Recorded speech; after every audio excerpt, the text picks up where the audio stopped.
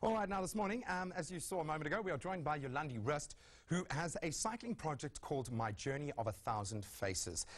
She is, and this is no mean undertaking, she is planning to solo circumnavigate Africa on her bicycle. To bring us back, or rather up to speed, Jolandie joins us in studio. Welcome, thank you once again for braving the early morning cold, but I would imagine this sort of weather, you're used to the extremes? Used to extremes, yes. I mean, early morning cold is not a problem anymore. You get used to it. Now, what's inspired you to do this? You've done a lot of traveling in the past, and we'll get into some of your past conquests, but moving forward, what inspired you to start this initiative? It is a massive undertaking, 2 years. Yes, it is. I've always been very much an adventurous soul, and I've always known I want to do something big with my life, and I love Africa and her people. So basically October last year, I just got to a tipping point where I made the decision that this is what I want to do, and started organizing it.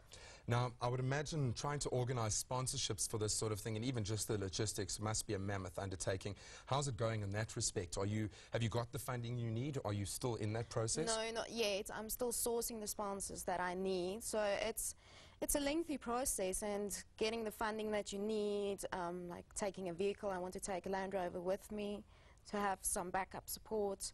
So I'm still in the process of organizing sponsors, still looking for people that are interested, organizations that might want to back me up. So I had visions of you heading out there like Lara Croft with all your weapons and your protection on you, but obviously having a support team is essential when traveling through certain areas of Africa. How do your family feel about your adventurous spirit, you heading off into the wilds? They think I'm crazy. No, my parents, they've always supported me in whatever I do, and they've always told me, this is your life and it's your decision what you want to do with it, and we'll back you up.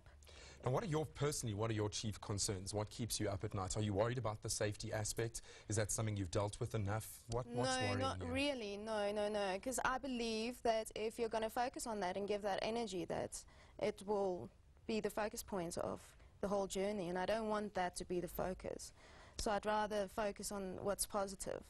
Now, I love the name, A Journey of 1,000 Faces. Yeah. Fill us in on that. How did that come about, and what are you hoping to get out of this trip? Well, a friend of mine actually came up with the name. We were sitting having coffee, and he said to me, how about Journey of 1,000 Faces? And I loved it. It's beautiful. And what I'm wanting to do at the end is have this whole collage of faces of people around Africa.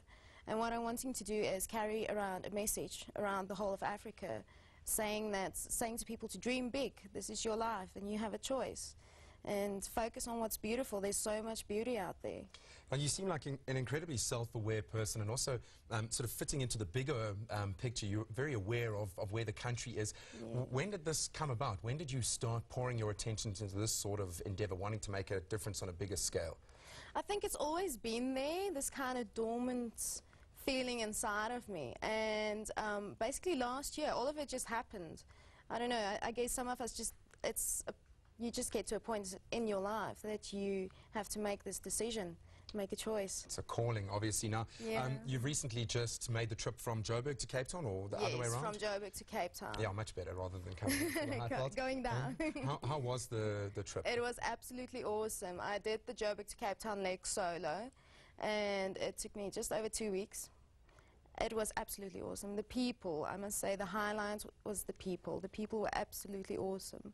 What stands out for you in the South African landscape? What's your favorite part of the country? You've obviously well-traveled, you and your bike. Where do you love riding? What stands out for you? Getting into the Western Cape, the mountainous areas, that's, to me, absolutely beautiful. I was in awe.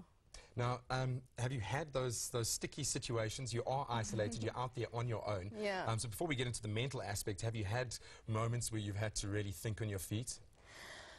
No, not really. There was only one stage where I had a broken chain and I didn't have a spare with me. So, but there's always some way out of it. I got a lift to the nearest town and got it fixed. You always have to be resourceful. Yes. So where is the money going? And now all things work out, you do your 2-year journey and you raise these funds. Where would you like to pour that resource? Well, what I'd like to do is, at first the name was Beat. It was called Beat. Calling on the beat of Africa and wanting to go around with drums and do workshops with youth. So when I get back, I'd like to start an organization doing workshops with leadership for youth. Fantastic, and use the platform well. Jolandie, Yes. thank you so much, and all the best of luck. We'll be thinking of you when you're out there and isolated on your own, circumventing Africa, and we hope that you're going to give us live updates as you make your way through the continent. Yes, for sure. Thank you very much for joining us. you. That was Jolandie Rust, who is going to be circumnavigating the continent. Quite a brave feat.